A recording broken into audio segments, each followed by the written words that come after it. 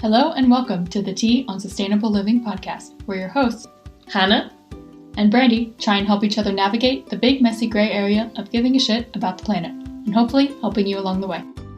Each episode, we have honest chats about our sustainability fails, sometimes amongst ourselves and sometimes with guests, while also leaving you with a little sprinkle of hope and inspiration to keep on giving a shit. So, go make yourself a cup of tea, get comfy, and let's dive into the episode. Hello, Give a Shitters. This is Brandy. And this is Hannah. And you are listening to episode number 4 of the Tea on Sustainable Living podcast. Number 4. Yeah, we're getting really into this now. I am getting into it. So today we are testing out our, virtual recording setup over Zoom. We each have a fancy mic set up now. Yeah, Brandy got fed up of having me over to her flat. I think that's what really happened. She's the introvert at heart. She's like, how can I eliminate this person coming over so regularly? But no. It's good. I'm excited. That wasn't it. We had started with sharing the mic that Hannah is using. It's not really meant to be shared. The idea was to pass it back and forth, but that creates too much background noise. So I got the other mic I was considering getting from the beginning, where you can record sitting across the table from each other. And that's the one I'm using. Basically, I just kind of wanted to test out more tech so that I know more and can recommend this tech personally firsthand to clients. So here we are. I think I just got a little tech happy. I don't know. It's fun starting a new thing and you want to get all the things that go with it.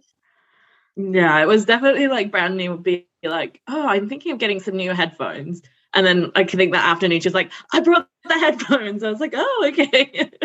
And then I bought the mic, not like right around the same time. Yeah, and then brought another mic. Yeah. So, but I'm reaping the benefits. So I'm nice and cozy at home.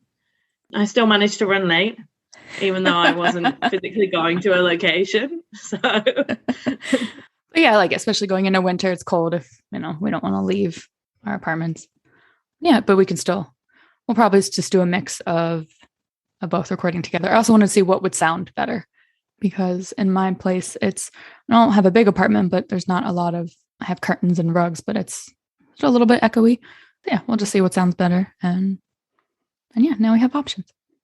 And talking of everything getting a little bit cold and wet and rainy, well, not really wet and rainy. That's as if I was in the UK. It's actually not that wet and rainy in Spain. But that's how I think about winter still. I still think about winter as being like really dark and wet and raining and cold. So that was kind of, well, that's not really what our episode is about. But our episode is about the seasonal holidays that come up when it's cold and wet and rainy outside. Yes. Well, unless you live in Australia. Yes. If you live in Australia, this episode is for you, but ignore all of the cold references. Although something I found really weird when I lived in Australia was like all the Christmas music is the same as here, right? So it'd be 40 degrees outside and it'd be like, oh, the weather outside is frightening. 40 degrees Celsius, FY. Yes. Fahrenheit. What is that Fahrenheit? Like over 100? Yeah. Ish. It's hot. Yeah. Very hot. And like they'd still have like Christmas cards with snow on it. And it's just like, what's going on here? So yeah, today we'll talk about the holiday season, which is Christmas for most people. But yeah, I might slip and use those interchangeably. But yeah, we just mean the general holiday season. And yeah, but less about like, I don't know, how to be sustainable during the holidays with, I don't know, materials and those sorts of things. More of, we just wanted to chat about kind of our feelings around holidays and the mix of like enjoying things and gifts and all the things that go with the holiday season, but also feeling a bit of the consumerism pressure. Yeah, absolutely. But before we get into that, Brandy is going to tell us about the tea she's drinking. Oh, yes. I have to admit that I'm drinking a coffee, guys. Oh, off the podcast. Anyway, I know. Brandy's going to like hold the torch for the tea drinking of the Tea on Sustainable Living podcast hosts. Yep. Can you tell me about your tea? Yep, I've got my green tea here. A little ASMR. It is sencha green tea, which is the most common type of tea in Japan. and it's delicious, but be careful. Don't make it with water that's too hot because it will be bitter and gross. So what I like to do is either catch it before it boils, just starts to simmer, or if it boils, let it sit, put a splash of cold water, good to go. Let it brew for just a few minutes. I think some you can brew for like less than a minute, but I like just a couple minutes. It's a little bit of caffeine. So I've already had my coffee, so I didn't want to overdo it with more. I love how that just suddenly turned into a little bit of a cooking show. Just like a splash of cold water. Well, it's very important if you're going to enjoy green tea, you need to make it correctly so that it tastes good. And loads of health benefits with it. All right, tell me. Hit me. Oh. Or maybe not with the health benefits, but where it's from. Yeah, I didn't research the health benefits.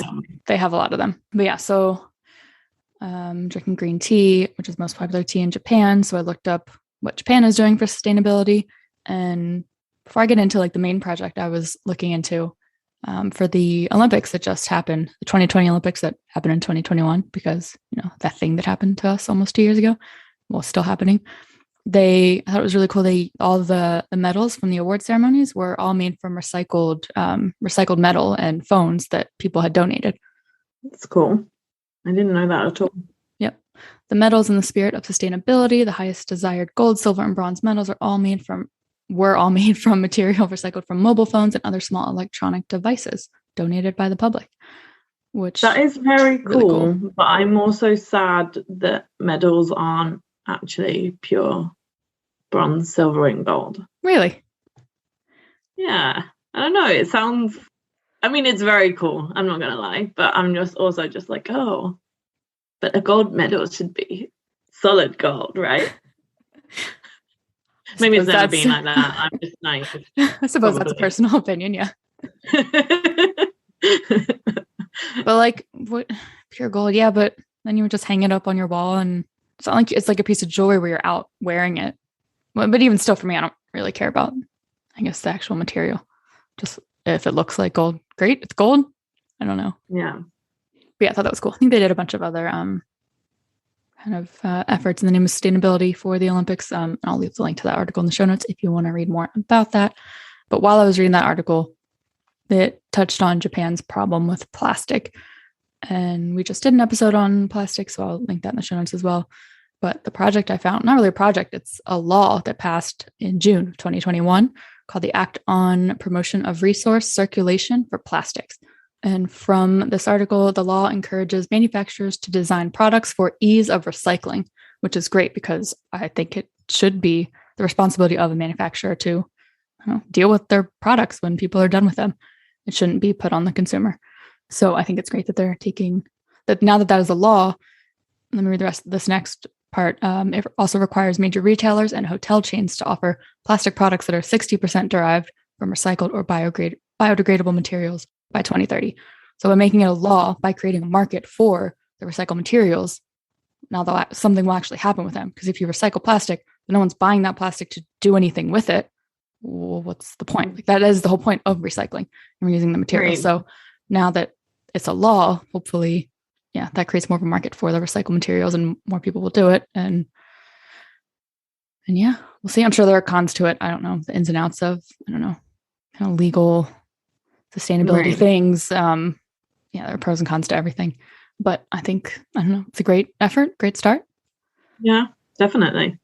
It's a good way to, like you said, the fact that you have to, that the recycled materials are like destined for something.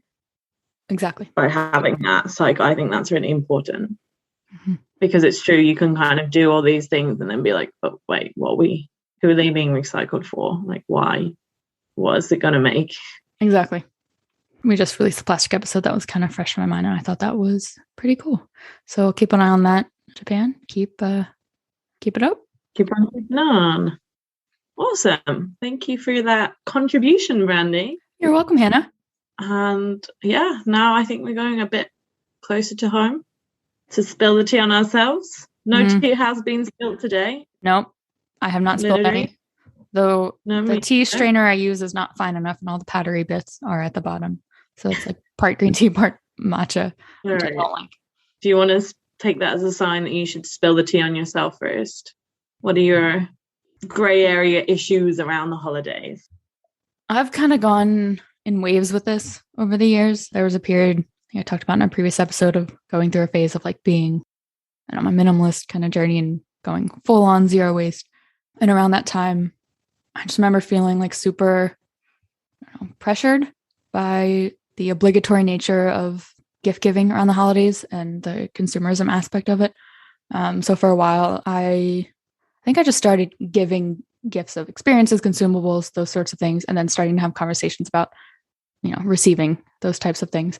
But yeah, it got to a point where it was like, I don't know, I feel like I'm just handing friends or family members like a shopping list.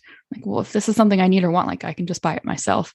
And then the pressure, like you have this, the holidays are supposed to be a nice, relaxing time with friends, family members, just loved ones in general. And it's like, there's this huge task of, buying all of these things for people and feeling the pressure of society to, consume and buy things. And I don't know, it got to a point where it just wasn't enjoyable for me. So yeah, I started doing more, kind of cut back on just giving things and was giving more consumables, or if I was with someone for the holidays, taking them out for a meal, those sorts of things. My friends and I would just stop. We just had conversations like, can we just not do this? Can we just take one thing off of our plates? But recently I feel like I've been getting pulled back into kind of the consumerism aspect. Yeah, it's an interesting one. I definitely relate to some of what you're saying. I think for me, I find, gifts a little bit stressful. I never feel like I'm particularly good at giving gifts. So I actually quite enjoy when someone has a list, because it's like, oh, okay, like I can get you something that you actually want rather than taking a bad guess. And I mean, this is just me as a person, but I'm very last minute. And then that's really not particularly good habit to have when it's related to, or it's often not a great habit to have when it's related to like, the sustainable or like a secondhand option, because normally those gifts take more time. So I find what happens to me is I'm just like, okay, oh crap, I haven't brought anyone gifts and it's like the 23rd and I'm like just going to go into town and like buy everything, right? That's basically what's happened to me multiple years. I feel this year I'm slightly more organized, but also not especially. But it feels good to me. I'm like, oh, I have like several people's gifts brought. So yeah, it definitely feels like that if you want to, when we talked about in the Primark episode about how it's harder to buy, if you're just like brick and mortar stores, the sustainable options are a lot less. So that does mean some sort of planning ahead. And obviously if you want to get like secondhand or pick up certain things, then you really do have to be organized. So I find that's my like sustainability or like environmental downfall. I'm just like, I just need to get some gifts. What can I find? And to be honest, finding an a sustainable option just doesn't cross my mind. And yeah, I think you can get caught up in, how can I give a sustainable gift to this person? And I'll link a lot of resources in the show notes. But I think what's helped me this year, as I felt that pull and that pressure. So I did make a list and I did, organize myself a bit early and was keeping an eye out in secondhand shops and online for various things for family members in the States. I found, when's this episode going out? Okay, maybe I shouldn't be too specific about what I've done for family members, but things that were, consumables or secondhand. Okay, no, I know 2 have already opened. So yeah, I sent someone coffee because I know they like coffee from sustainably or ethically sourced fair trade coffee, secondhand cat sweatshirt for my sister because she has 2 cats now. So I think it does require a little bit of time, but also just being mindful, not feeling like, you have to buy half a store for someone to show them you care about them. I think with a little thought and intentionality, you can, by default, be more sustainable just by doing that.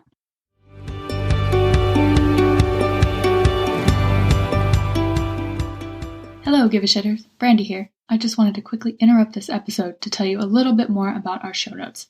Each episode has a dedicated show notes page on our website, thetonsustainableliving.com/show notes, where you can find more information about the topic of the episode. In addition to links to any articles and resources mentioned in the episode, we throw in a few more ways for you to keep on giving a shit. From articles and documentaries to books and apps, we want each show notes page to help you feel better equipped with information and tools to take action today. You can think of it as a choose your own give a shit adventure. We'll also update you on our chosen actionable item from the episode to let you know how it's going for us. So, after this episode, head on over to our show notes page at thetonsustainableliving.com/show notes. All right, now back to the episode.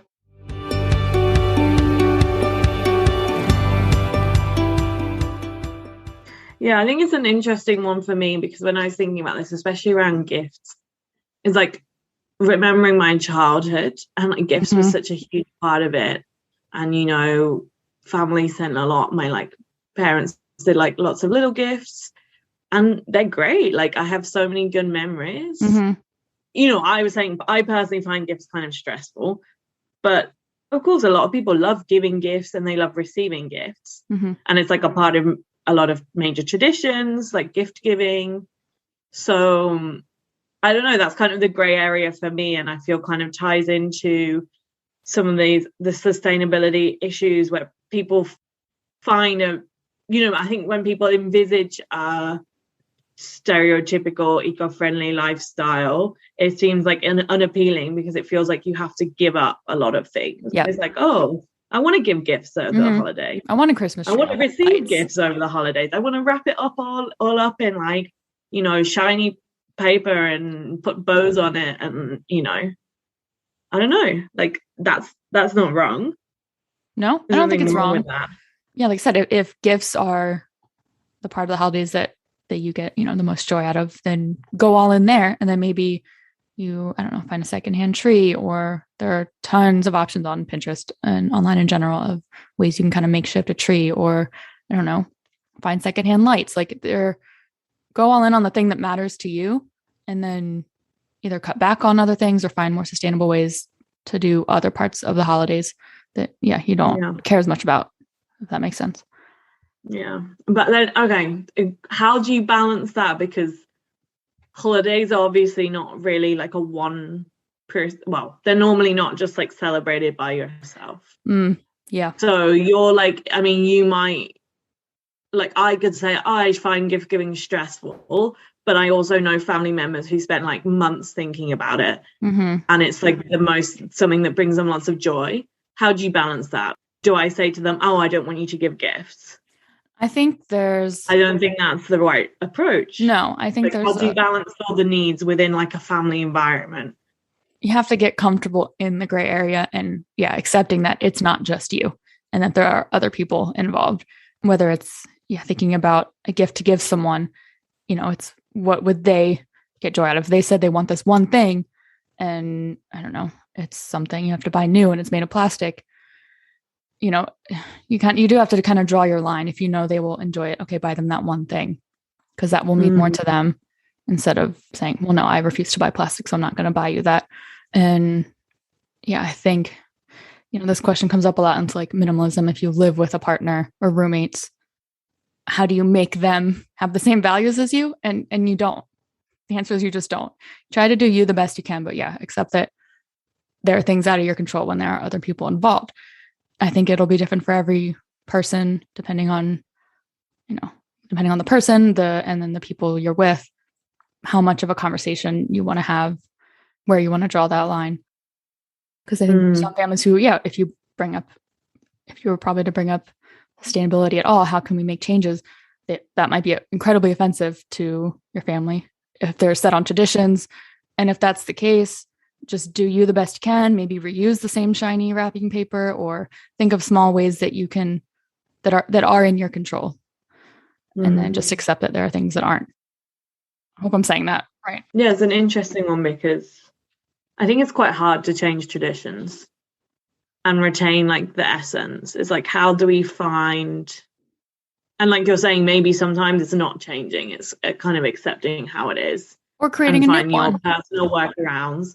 Yeah, or making, and that's what I was thinking. I was like, I feel like it's easier to like add on to already their traditions than like get rid of or like modify certain ones. Yeah, like if you have a tradition of gift giving, if that's a big part of your holiday, maybe you do have a big family instead of everyone buying something for everyone, maybe you pick names out of a hat and choose one person, set a limit, and then you just focus on that person. Because then you still have, the tradition of gift giving, but just done in a slightly different way. And in the end, people spend less, buy less, and probably feel less stressed. I don't know. And unless that might not be a good option for people, but. No, I think there's definitely something there. That's the thing. It's very subjective, very, situationally dependent. Right. So it's hard to sit here and say, do this, do that to have a more sustainable holiday season, because everyone's holiday looks different. Yeah, I think it's more in the episode we wanted to just kind of have that conversation about why it might feel like an area where certain, like a time of the year when certain things come up. I guess you're like within that, the environment of your like family or friends or work environments, all sorts of places where suddenly certain things are being expected, and your normal patterns of behavior, your normal routines are quite shifted around the holiday season. There's a lot more, going further away from gifts, but there's all that, like there's eating out and there's parties and like, oh, you're suddenly staying in someone else's house, like you have to kind of conform, or don't you, like, or you're seeing people you haven't seen for a long time, and everyone has different, you might have to fly, like all sorts of things come up. But at the same time, it's a time of like a lot of joy and tradition for a lot of people. Of course, again, holidays, people have mixed feelings over the holidays, but there's that kind of emotional intensity that I wouldn't want to lose by focusing, by being like, no, we cannot do this, which is, neither of us have said that's the cancel the holidays in the name of sustainability. Yeah. Basically, let's not do that, because holidays are great. Right. Yeah, and I think bring up conversations where you can with friends, family members, coworkers, whoever. But really, now's not the time to do that. The minimalists say this all the time in their Christmas episodes. The best time is probably not long after the holidays. Start talking about next year. But it really is a time of year where, like you said, when other people are involved, especially when you're staying in someone else's home, you just get comfortable with the gray area and accept that, you can't change or control all the things. Yeah, a lot comes up. I think, this is probably the time of the year, not that you have to conform, but like, think about other people and kind of put yourself in other people's shoes. Yeah. And it's really navigating. It's not just navigating the gray area as an individual or as a couple, or, in specific relationships where you have more or less the same values, but with like a whole host of other people in your life who you care about, but have very different perspectives, or, not even very different, but just different resources or different, Yeah, you will never successfully force your values onto the people around you. What you can do is try to live your values around them. Yes. But I think, like I said, you can achieve a lot in the name of sustainability by just trying to be more intentional, a bit more mindful about the holiday season. And this is coming out probably a bit too late to start thinking about that. Not if you're me. But just, now's a great time to start thinking about next year, really. And how could you be more sustainable? What kinds of conversations can you maybe bring up with different people in your life? Yeah, well, I think you've given a ton of awesome suggestions over that episode, Brandy. You're just like rolling them out. You could do this. You could do that. You could do that.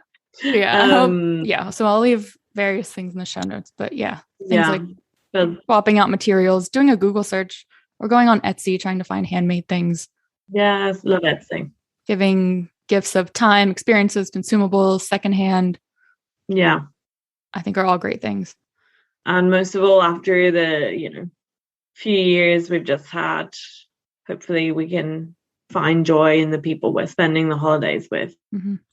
Yeah. And or if we can't do that, then hopefully, being able to connect in another way to the things that are important to us. I think that's, at the end of, well, maybe I shouldn't speak generally, but like, I guess for me, the reason for wanting to try and be more sustainable and try and look after the planet is about, in a lot of ways, about those human relationships. It's like about the relationships I have in the world. Like, you know, I'm not like an outsider. Like we're in the world. Like all the stuff we're talking about is the stuff that makes like life real and important. And for me anyway, it's like the stuff that's really like valuable. So it's like keeping that and having that as like almost like an inspiration. Like I want this to be like the best environment possible for like the people I love and future generations and all of that kind of stuff. So using those connections and bonds as like an impetus to like drive forward, you know, a commitment to living more sustainable life. And the main takeaway for this episode is you don't have to cancel the holidays to have a sustainable holiday season, but you can kind of pick and choose, start small ways to be a bit more environmentally friendly. So Shitters, I'll link all of the actionable items you can do. Some are more last minute friendly than others. Yeah, it might require some forward planning for next year. Christmas 2022. Yep. Already on the horizon. But yeah, let's go through Christmas or holiday season 2021 first. Yep. All right. Anything else to add? No, just enjoy. Yeah, good one. Enjoy the season. Don't get too stressed about everything we've been talking about in this episode. Yeah, enjoy your time with family or friends or however you're celebrating the holiday season. And that's all I've got. Goodbye from us. Goodbye. Thank you so much for listening to this episode of the Tea on Sustainable Living podcast. If you made it to the end, we can only assume that you've enjoyed this episode. Please consider sharing this with a friend or family member who could use some support on their sustainability journey. And find us on Instagram at the Tea on Sustainable Living and let us know what you liked about the episode. All right, give it shitters. See you later. Get it? See you later, as in see you later. So funny. Why?